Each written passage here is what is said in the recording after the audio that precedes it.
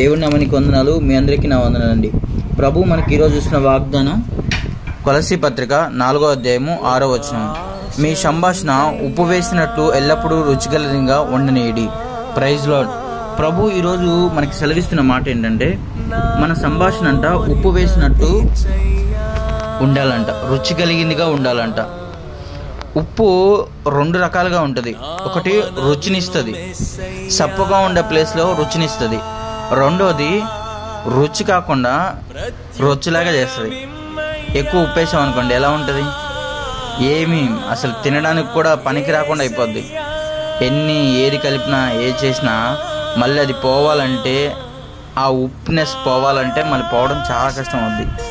ఆ కూర కానీ ఏదైతే మనం వండుతున్నామో దాంట్లో ఆ టేస్టీనెస్ పోతుంది. ఉప్పుని ఎంతవరకు వేయాలో అంతవరకే మనం వేయాలి. ఎందుకంటే అట్లా వేయడం వల్ల అది టేస్ట్ ఇస్తుంది. క్రైస్తవ బిడ్డలుగా మనం కూడా మన సంభాషణ అంట ఎక్కడ ఎంతవరకు మాట్లాడాలి, ఎంతవరకు థింక్ చేయాలి, ఎంతవరకు ఆలోచన చేయాలి, అంతవరకే చేయాలి. కింద వచనంలో ఏముంటుందంటే, కృపాసహితంగాను ఉండాలంట.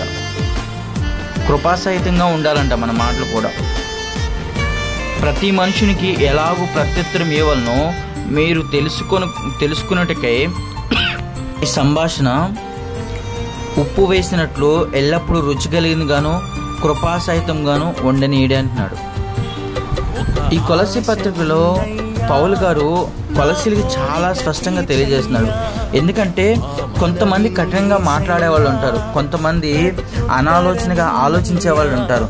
వాళ్ళతో ఏ విధంగా మనం సంభాషించాలి, ఎలా మాట్లాడాలి, ఎలా మనం వాళ్ళతో వ్యవహరించాలి అనేది దేవుని బిడ్డలుగా దేవుని యొక్క నీడలో, దేవుని యొక్క దయలో మనం బతుకుతున్నప్పుడు మనకు అర్థమవుద్ది. మన సొంత జ్ఞానానికి బట్టో, మన సొంత క్రియను బట్టో, మన సొంత ఆలోచన బట్టో అదైతే సాధ్యం కాదు. దేనిలో విషయంలో దేవుని కృప ఖచ్చితంగా మనకు తోడై ఉండాలి. మన కుటుంబానికి కానీ, మనం చేసే పనుల్లో కానీ, ఉద్యోగంలో కానీ, వ్యాపారంలో కానీ, లేదంటే మనం వెళ్తున్న పనిలో కానీ, మన బంధువుల దగ్గర కానీ, ప్రతి విషయంలోనూ మనము కృపాసహితమైన మాటలో మనం మాట్లాడాలి. ఆ మాటలు రావాలంటే ఎలా ఉండాలి? దేవుని వాక్యాన్ని ఎక్కువ ధ్యానం చేస్తా, ఎక్కువగా ప్రార్థన చేసుకుంటా, దేవుళ్ళు ఎక్కువ గడిపినప్పుడు ఇది సాధ్యమైంది. ఉప్పు వేసినప్పుడు రుచిగా ఉంటుంది. అది రుచి సరైన రీతిలో మనం చూసేదట్టు లేకపోయామనుకోండి, ఇంకొంచెం తగిలించామనుకోండి, ఏమవుతుంది? మొత్తం ఖరాబ్ అవుతుంది. కాబట్టి ఉప్పుని ఎంతవరకు వేయాలో, మన మాటలు కూడా తగు మాత్రమే. మనం వినేవారంగా ఉండాలి. ఎక్కువ దేవుని వాక్యం కూడా సెలవిస్తుంది, మనం వినేవారంగా ఉండాలంట. మనం మాట్లాడేవారం కంటే మాట్లాడటకు వేగరపడక వినేవారంగా ఉండాలంట. మనం మాట్లాడడానికి ఒక ఆతృత పడిపోకూడదు. మనం చాలా సైలెంట్గా, సహనంగా ఉండాలి. దేవుడు మనకు అట్టి కృప ఇవ్వాలనుకుంటున్నాడు. ఎందుకంటే దేవుని బిడ్డలుగా మనం ఎక్కువగా మాట్లాడాల్సింది మన దేవునితో మాట్లాడాలి. మన గ్యాప్ దొరికినప్పుడల్లా, ప్రభువా నేను వాక్యాన్ని ఇట్లా ధ్యానం చేస్తున్నాను, నాకు వాక్యంలో జ్ఞానాన్ని నేర్పించు, నీతో నడవడం నేర్పించు, నీతో ఉండడం నేర్పించు, నా కుటుంబ పరిస్థితులు ఏ విధంగా ఉన్నాయి దేవా, దాన్ని ఎలా నేను సరి చేసుకోవాలో ఒక జ్ఞానము తీసివేయాలని కోరుకోవద్దు. జ్ఞానము ఎలా నడుచుకోవాలో, జ్ఞానము ఎలా ఉండాలో జ్ఞానము, అలా మనం మాట్లాడాలి. ఆ విధంగా దేవుడిని అడగాలి. దేవుడు అప్పుడు ఏం చేస్తాడంటే, వాక్యం సెలవిస్తుంది, మీరు శోధనలో ప్రవేశించుకుని ఉన్నట్లు తప్పించుకోవడానికి మార్గాన్ని మనం వెతుక్కోకూడదంట. వాటిని ఎదుర్కొనే శక్తిని మనం దేవుడిని అడగాలి. మనం ఈ దైనందిన జీవితంలో, మన రోజువారీ జీవితంలో ప్రతిరోజు మనం ఎదుర్కొన్న పోరాటాలకి మనము కావాల్సిన శక్తి కావాలని అడగాలి. అది ఉప్పు వేసిందిగా ఉండాలి. దేవుణ్ణి అడిగేటప్పుడు కూడా అన్యుల వలె ఓకు విస్తారంగా అడగకూడదు. మనం అడగాల్సింది మన దేవుడిని.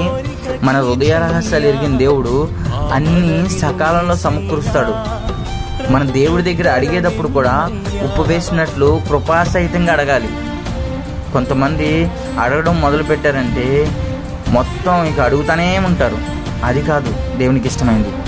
ఈరోజు ఈ వాక్యం చేత పట్టుకొని నువ్వు అడిగేటప్పుడు, దేవుణ్ణి అడిగేటప్పుడు ఉప్పు వేసినట్లుగా ఉంటుందా? ఇతరులతో సంభాషించేటప్పుడు ఉప్పు వేసినట్లు ఉంటుందా? సహితమైన మాటలు నువ్వు కనపరుస్తున్నావా? ఇవన్నీ నువ్వు ఎప్పుడైతే కనపరుస్తావో దేవుడు నీ జీవితంలో, ఎప్పుడైతే నువ్వు ఇవన్నీ కనపరుస్తావో, కనపరిచినప్పుడు దేవుడు నిన్ను ఉన్నత స్థాయికి తీసుకెళ్తాడు. అట్టి కృప దేవుడు మనందరికీ దయచేయను గాక. ఆమేన్. ప్రేమగల తండ్రి, కృపామయ దేవా, నీ వందనాలు నాయన. అయ్యా, ఈరోజు మమ్మల్ని ఎంతగానో కాచి కాపాడావు ప్రభా. ఉదయాన్నే నీ వాక్యాన్ని ధ్యానం చేసినప్పుడు ప్రభా, అయ్యా మా సంభాషణ ఉప్పు వంటిది ఉండాలని ప్రభా, ఎల్లప్పుడూ రుచిగా ఉండాలని ప్రభా మీరు తెలియజేశారు ప్రభా. అయ్యా, మా మాటలను బట్టి ఎవరికి ప్రభా ఇబ్బందికరంగా, మా మాటలను బట్టి ఇతరులకు ఆయాసకరంగా, మా మాటలను బట్టి ప్రభా ఇతరులకు అయ్యా ఇబ్బందికరంగా మేము జీవించకుండా ప్రభా వాటిని ఎలా జయించాలో సహాయం చేయండి ప్రభా. మేము మాట్లాడేటప్పుడు జ్ఞానం కలిగిన మాటలు, కృప కలిగిన మాటలు, దయ కలిగిన మాటలు, కృపాసహితమైన మాటలు ప్రభా మాలో నుంచి రప్పించండి. నీ సహాయము, నీ కృప, నీ ఐశ్వర్యం ప్రతి ఒక్కరికి మాకు నింపుదల చేస్తున్నందుకు నీకు వందనాలు స్తుతులే. అటు జ్ఞానంతో మమ్మల్ని నింపుదల చేస్తూ ప్రభా మీరు అక్కడి వరకు మేము నిలబడే వరకు ఉండడానికి సహాయం చేయండి. ఘనత, మహిమ, ప్రభావాలు మీరు మాత్రం పొందుకొని యేసు పరిశుద్ధ నామమున వేడుకుంటున్నాను తండ్రి. ఆమేన్.